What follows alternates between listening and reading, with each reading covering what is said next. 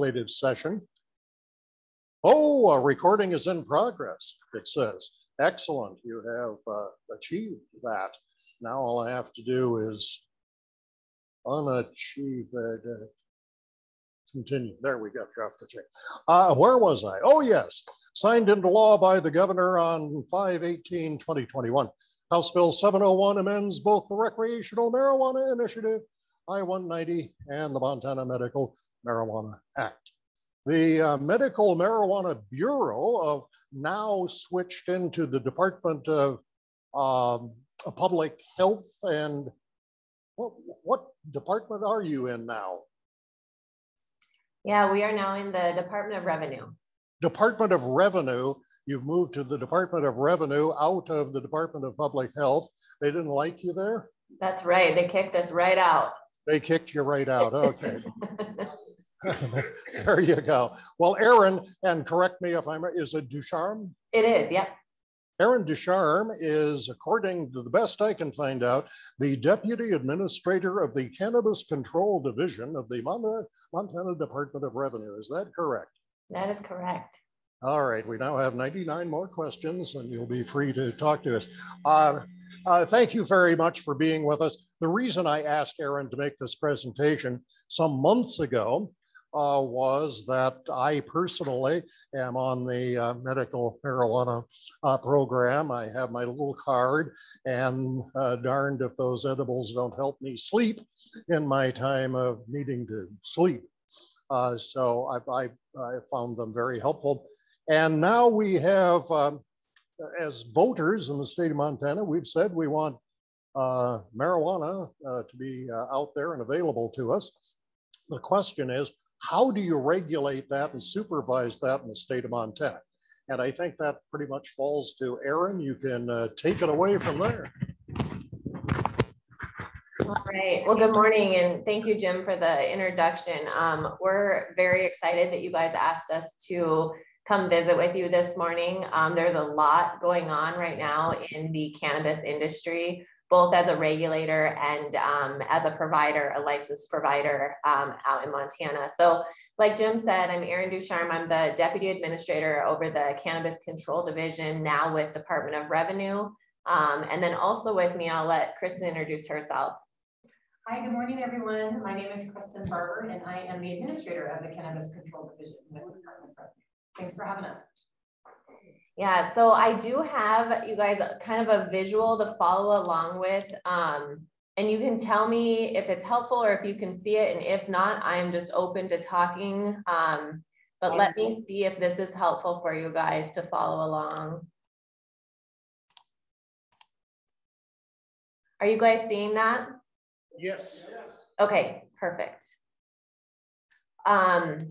So Jim kind of already hit the high levels of kind of the history with cannabis in Montana, but because we've had so many changes in such a short amount of time, I wanted to make sure to just review this real quick. So the medical program was first legalized in 2004. And then between 2004 and 2017, it was pretty unregulated. I think we were just getting our feet wet in the cannabis world, and it was a learning experience during that time, I think. And then in 2017 and 2019, during those legislative sessions, there were two bills that passed. The first one was Senate Bill 333, and the second one was Senate Bill 265. And those two bills really started the heightened level of regulation on cannabis. So if you look back to 2017, that hasn't been much time since the program was more heavily regulated. The program, like Jim had said, was with Department of Public Health and Human Services up until just July of this year. So we moved over to Department of Revenue July of 2021. And that was as a result of House Bill 701. So in November of 2020 is when Initiative 190 was passed. And that was an initiative to legalize marijuana for adult use and recreational use. And you'll hear us kind of use that interchangeably, and the industry also uses that interchangeably. Adult use and recreational use same thing. It's just people term it a little bit differently depending on who you're talking to. So that passed in November of 2020. And then just in this last legislative session, House Bill 701 was passed. And that made some pretty substantial changes to I-190.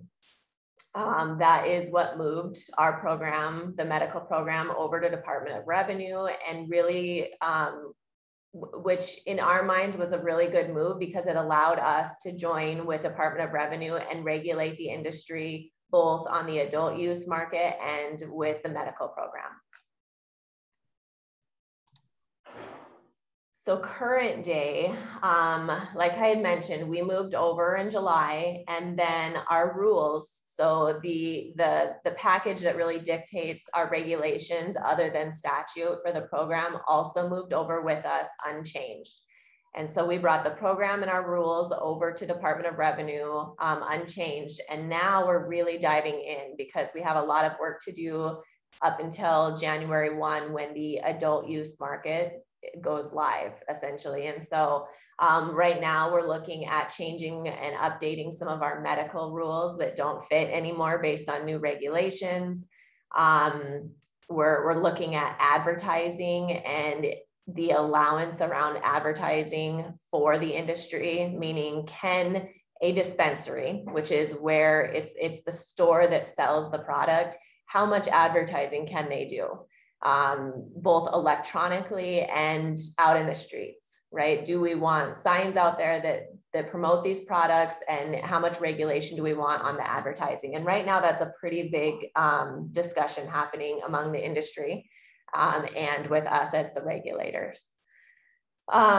We also allowed for some tier increasing, and what that means in our world is how big the business is. And so a tier 1 means your business, you're growing plants, and the size of the area you can grow plants in is fairly small. Where a tier 9 means that the area you're growing your plants in is large, so your business is larger. So we're allowing for businesses to gain capacity and get bigger to grow more plants at this point. We're also drafting some rules for the recreational program, which is the bulk of House Bill 701 and will be effective January 1st. So I think there's some confusion in that right now marijuana is legalized for adult recreational use, but it's not legal in order to purchase it. And so at dispensaries, at stores that sell marijuana, right now, you can buy it for medical purposes, but you can't buy it for recreational purposes. January 1st, you'll be able to buy it for recreational purposes. Right now, for the recreational program, I-190, marijuana is legal in that you can grow for your own use, but you can't go to a store and buy product. So hopefully that helps. I think there's some confusion out there right now in what you can legally do right now versus what's going to happen in January. We're also working on building a licensing system, a technology system that'll help us better track our inspections and the actual licenses of the industry, meaning growers, manufacturers, and dispensaries. And then also cardholders. Our licensing system holds that, as well as employees in the industry. So people working at dispensaries, people working at grow operations, they also have to have a license in order to perform those duties. So to dive a little bit into the difference between the medical program and the adult use recreational program. So the medical program is for Montana residents with medical conditions. And so cards are issued to them, and those cards are required to be shown at the time the sale is made. They then enter the industry employee, the person selling the product, then enters the card number into a system, and that system tracks the amount that has been purchased. There are limits for the medical program where you can only purchase or possess 1 ounce per day, and then up to 5 ounces per month. You can petition through a doctor's statement for more than that. And you do have to have a physician recommendation in order to have a medical card. So when you apply for that medical card, we require a physician recommendation in order to process a medical card. If you choose not to go to a dispensary, you can grow for your own use up to 4 mature plants. There is a 4% tax rate on medical. And then our licensees, so the people that are growing the product and selling the product, right now with the medical program, they can't sell to each other. So it would be like Walmart can't sell to Target, right? They have to grow the plant and sell the plant all in their own business. And that's going to be a change in January. So that's kind of, I'm pointing that out to you guys because it's going to be a significant change to the industry that right now they have to both grow and sell. We do require background checks of all licensees. So if you are owning a business, you also have to pass a background check, and of our lab employees. And I'll talk a little bit about the lab on the next slide, but all of our products have to be tested by labs. And so the lab portion of the program did stay with public health, and they oversee all the labs. All products are tested through the lab at any point that the product is changed. So they're doing quite a bit of testing, and we expect that that will increase as we move forward with the new program as well. All of our locations are inspected by inspectors prior to issuing a license. Our goal is to have at least 2 inspections at each licensed location per year. And so our inspectors go out and they look and they make sure that product has been tested, that they're properly tracking. So we have to track all product from seed to sale. And we do that through a tag system that is connected to a technology system. And so that the life cycle of the plant all the way through the sale of the product, no matter what form it comes out in, is tracked through that system. And so our inspectors will go and they have scanners, and they go and they make sure that that product is there and the amount is there and it's properly tested. They also make sure that the facilities are clean. These facilities also have to have fire inspections, meet building code. So our inspectors are fairly busy. We have them all across the state at this point. We are currently staffed at 10, looking to get at least 13. Recognizing that this industry is just going to continue to grow at this point with the adult use market. So then switching over to adult use. Again, like I mentioned, that will officially begin January 2022. That has a 20% sales tax with also a local option of up to 3%. So local governments can choose to add an additional tax of 3% onto this sales tax. And in this market, licensees can wholesale, meaning I can choose just to grow and then sell my product to a dispensary that is not owned by me. And so that's a pretty significant game changer in the industry, is that you can really specialize in what you're good at or what you want to do rather than having to do the whole process. This is also a place where background checks are required of the business owners as well as all industry employees. And so anybody working in any part of the marijuana field will also have to pass a background check. All products are tested by labs. One of the significant differences from the medical is there is no registry. So your name is not stored anywhere on the adult recreational side, where on the medical side, there is a registry and your name is in a system because you do carry a card.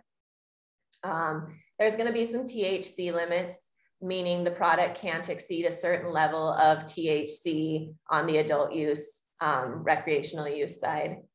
And then we're also adding some additional license types. So currently the licenses we offer for the industry is a cultivator, which is someone that grows plants.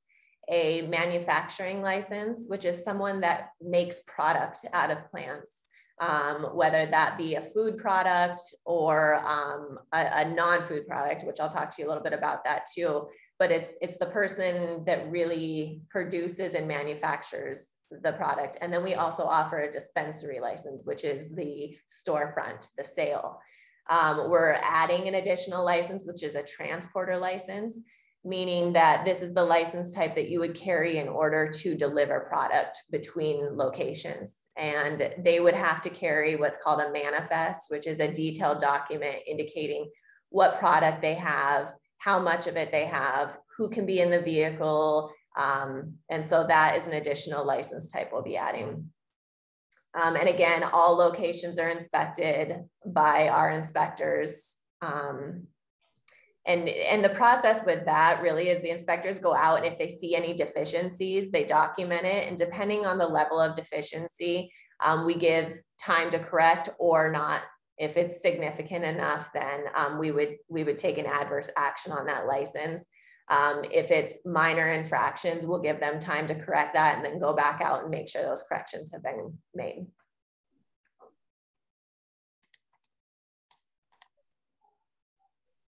Some of the available products at dispensaries include flour, the plant, and then edibles, cookies, brownies, gummies, concentrate, which is really something that is used to make other product typically. And then infused non-edibles, bath bombs, lotions. Our dispensaries are also selling CBD products as well. That's not something we regulate, but they do sell CBD products.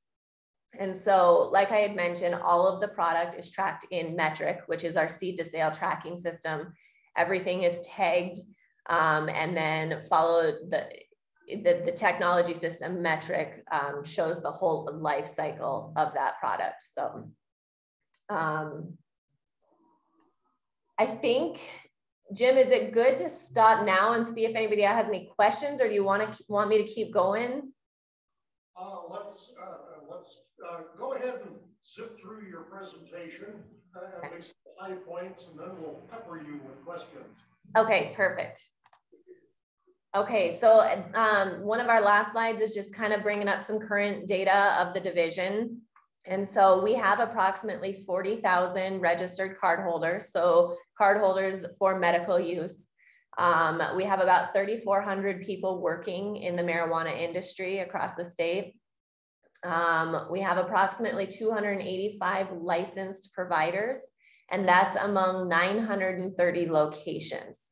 And so 285 people are owning businesses, and they have multiple locations within their business, and that's that 930 locations. And then we have 4 labs across the state that's testing this product. And then we currently in our division staff 34. Of course, right now we have quite a few vacancies just because the program is so new and we're just getting things up and going, and we're trying to get ourselves staffed before January kicks around, but we have the ability fully staffed to have 34.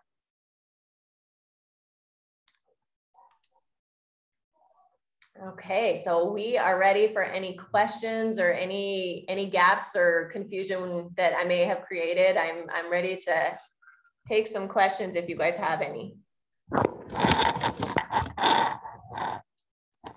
Okay. Yes, Mr. Cookie, come up here to the microphone. I'm curious now, it seems like up until now, a lot of the cannabis came in from outside of the state of Montana. Some of it came from another country, illegally, of course. Can once someone purchase now the cannabis that used to be illegally to purchase, can they now get it from out of state and bring it in? They can't.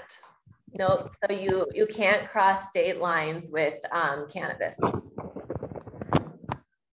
The answer is no, you cannot cross state lines with cannabis. Other questions? Monty.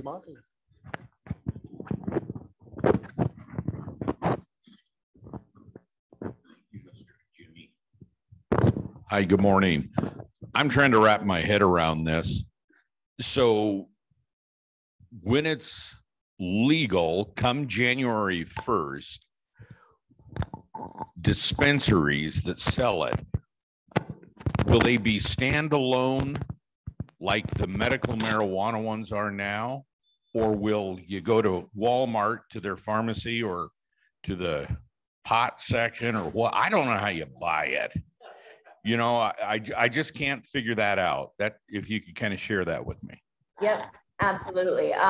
So they'll be standalone, and a dispensary will be able to sell both medical and recreational adult use marijuana. And so the difference at that point of sale obviously will be the tax level. And then it'll also be the limits on THC. So how strong of a product you can purchase. And then they'll also, again, the medical side you'll enter in a card number, and you'll have limitations on how much you can purchase per month. And so you really won't see a difference in the two programs until the point of sale. Does that help? Yeah, following up on that, I guess I had an impression that as of the first of the year, 1/1/22, that all bets were off, and you could buy marijuana anywhere. Clarify that. So I'll add a clarification. The Department of Revenue also regulates alcohol. And so kind of an example would be, we have state-owned liquor stores where you have to go and buy your vodka or your high percentage alcohol from a licensed alcohol provider. You can't buy that at Walmart. And so we would look at maybe the dispensaries in a similar fashion, that product is very specialized, very regulated. So only our licensees can sell those products in those locations, at least for now. You never know what's going to happen in the future. You could maybe walk down the aisle in Walmart someday and this could be available to you like beer is or wine. But at this time, it's very specialized, like our liquor licensed stores. I guess to clarify even further, sorry. Are we like Colorado and other states? Are we more limiting as of 2022? How will we compare with other states where presumably they say you can go anywhere and buy a marijuana product? Yeah, that's a good question. It's a hard one to answer. There are areas where we are very similar to states like Washington, Colorado, Oregon, and then there's areas where we are very different. A difference I can tell you is the allowance to have a dispensary or a manufacturing license or a cultivation license is based on a local government vote. And so some would say that maybe that's limiting in Montana, in that there'll be certain areas that allow certain license types, and there'll be certain areas that don't, where that's very different from, say, Colorado, Washington, or Oregon. But those states may approach it and they have a limited amount of licenses that they'll issue for the entire state, right? So there's some parallels and then there's some differences. I would say that the way that we've been working to try to build the program is to understand what they're doing, the mistakes they made, and hopefully not repeat those, right? But there are areas where we are similar, and then there's areas where our statute is much different than them. All right, and further clarifying into 22. Right now, I have applied for, by the way, the process right now, if you want to get medical marijuana, you have to apply through the state. And by the time you're doing the state thing, and then you have to find one of these doctors out there, the internet doctors, who will, the list is there and available, and you just click on it and they give you a call back, and for $100 and some, they'll consult with you. Well, I mean, I have some stage of glaucoma going on in one eye. So the minute I mentioned that, I said, oh, you qualify, you're done. I didn't even have to explain my current medical issues that I needed to sleep, etc. Glaucoma, you're in. Anyway, to what extent is, one of our members here who's never done anything with marijuana before walks into a marijuana dispensary, or I should say cannabis. I don't know. What is proper? People yell at me when I say marijuana. You mean cannabis? And I say, well, whatever. To what extent can, one of our members walk in off the street after 1/1/22? Do they have to fill out paperwork? What are they faced with? Yeah, it depends, Jim, on whether they want to go into a medical program or if they want to just buy for adult recreational use. And so if they want to go the medical route, they would have to fill out an application like you had mentioned through the state system. See a doctor, get a doctor's recommendation, provide documentation to the state, and be issued a medical card. If they don't want to go through that process, they could just walk into a dispensary and make their purchase. Now, again, the difference is the tax percentage, right? That is primarily the biggest difference. But you can walk in off the street and purchase on the adult recreational side without any application process through the state side. So that's what changes in 2022. If you'd like to come up and hit the old microphone here so they can hear you. Yeah, so how do the levels of THC compare to what is going to be legal in Montana to the other states? It's a good question. I think that we probably drew our percentages from other states and their experience. So I would say that we're very similar. Yeah, one opportunity that we were able to take advantage of during the legislative session is House Bill 701 actually has limits. It's 35% THC for flower, and then it has other limits down from there with edibles. Other states who have a older marijuana or cannabis program have not successfully legislated those limitations. So Montana is very unique. I think we're one of 3 states in the country that were able to identify those limits. I would tell you from what we've heard from industry, 35% is a unicorn when it comes to THC levels, which means it's pretty high. And it's very unlikely that we would be above that percentage in the actual flowering of the plant. So we feel like Montana has allowed for people to have access to potent cannabis should they need it. But there are different products, as Erin has mentioned, that allows for some less potent options. And so it might be beneficial for your group to meet with maybe someone who is a grower and who can really describe to you the different types of THC that the plant produces, the different types of strains that are available, what those strains can be utilized for with regards to medical or recreational use. It's a pretty robust program. And I would tell you that our experience with the industry is many of them have a very strong science and PhD background. And so they really know what they're doing. It's kind of fascinating to get a chance to hear their perspective. Come on up, Stephen.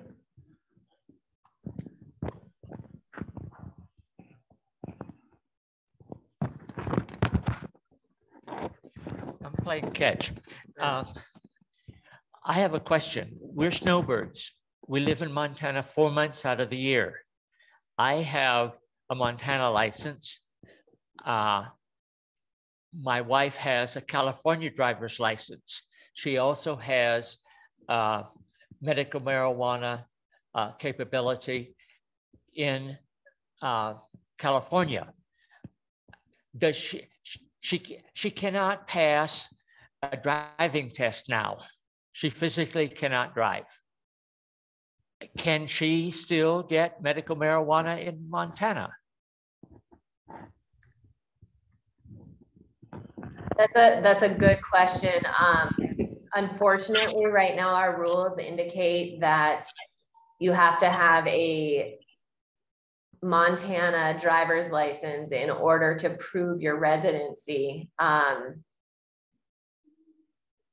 you think of? I would say after January, there are other tests that she could potentially take advantage of to prove that she also is a resident of Montana. Even though you're snowbirds, if you file any type of tax return with the state of Montana as a part of your residence, or you have a Montana address, you know, those are other things that could help to solidify her ability to get medical marijuana as a Montana resident.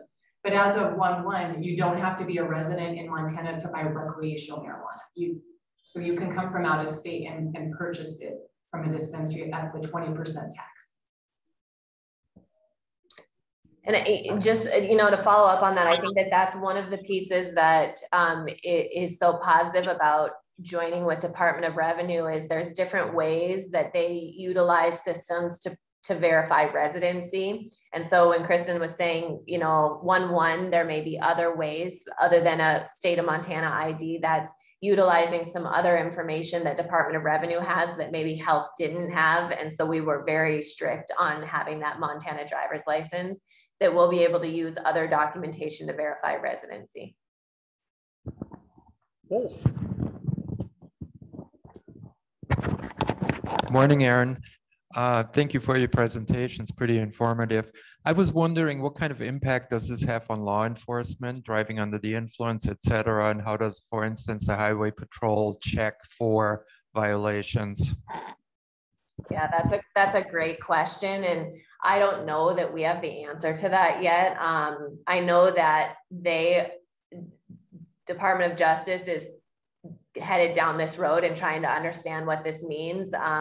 Kristen and I are also a part of some national meetings, and one of the meetings is specific to that, trying to understand how to test and driving under the influence and what that means and what other states are learning from this. And so I would say that it's just so new that I don't know that we have a solid answer on that, but I think everybody's kind of spinning and trying to figure that out right now.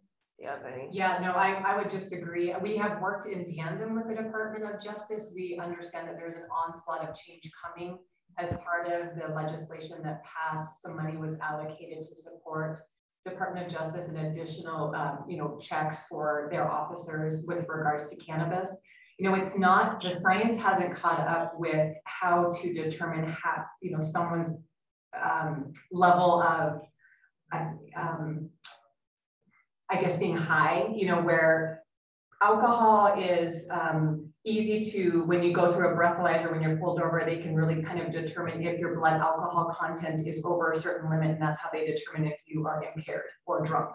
And THC is a little bit different because it's stored within the body, and everybody's body breaks it down differently. And so you could potentially be pulled over, have had some access to marijuana in the last 30 days, and it could be showing up in your system. But at what level, I think that science has not been perfected. And so the Department of Justice does have access to different types of tests, but they're very expensive. And so they want to make sure that if they are under the belief that you're under some type of influence, whether it's marijuana or even another type of prescription that prevents you from being able to navigate or drive a car safely, that's a little bit harder to track in your bloodstream than alcohol. And so it's not been a perfected science at this point.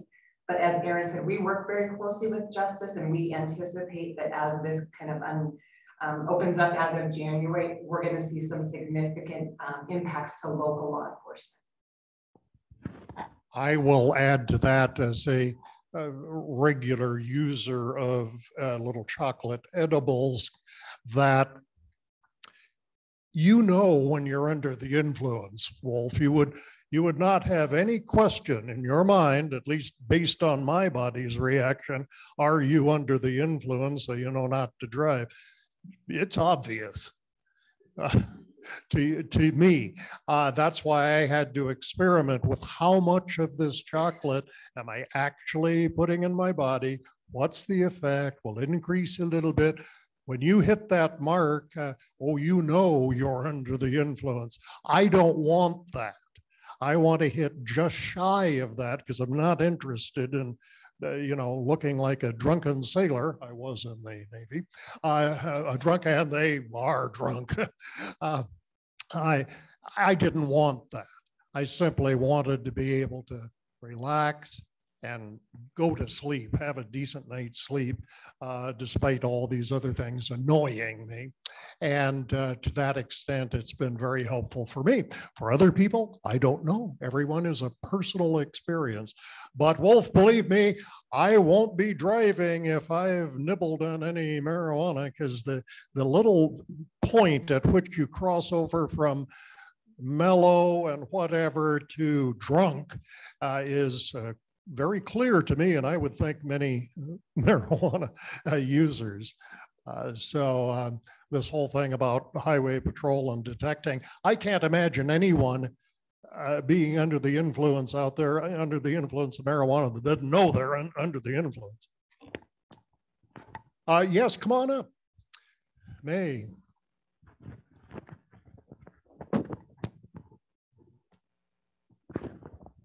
Thank you. Missoula passed a local option gas tax, which was overridden by the legislature. Is the 3% local option tax a real option, or is that something that will exist only at the whim of the legislature?